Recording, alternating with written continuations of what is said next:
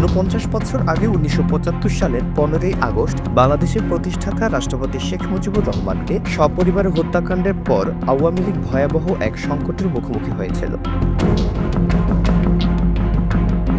এই সংকট কাটিয়ে দলটি ক্ষমতায় ফিরে আসতে দীর্ঘ ২১ বছর সময় লেগেছিল। কিন্তু বর্তমান পরিস্থিতিতে জুলাই এবং আগস্টের গণহত্যার সঙ্গে জড়িয়ে পড়া আওয়ামী লীগের ভবিষ্যৎ নিয়ে নানা প্রশ্ন উঠছে। এবার তাদের পুনরুত্থানে কত সময় লাগবে তা জনমনে ব্যাপক আলোচনার বিষয় হয়ে দাঁড়িয়েছে।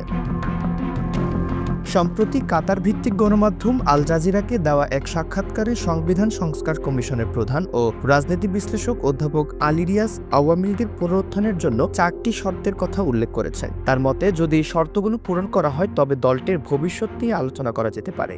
১. ১৬ বছরের শাসনামলে বিশেষ করে ২০২৪ সালের আন্দোলনের সময় সংঘটিত অপরাধের জন্য আওয়ামী লীগকে নিঃশর্ত ক্ষমা চাইতে হবে।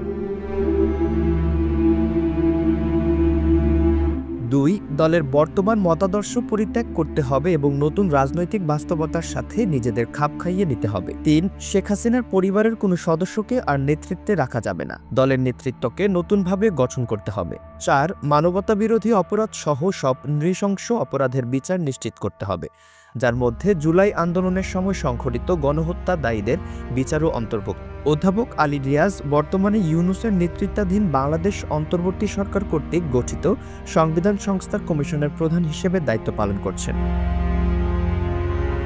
তিনি দেশকে নতুন কাঠামোয় পরিচালিত করতে সংস্কার প্রস্তাব নিয়ে ঐক্যমত গঠনের চেষ্টা করছেন।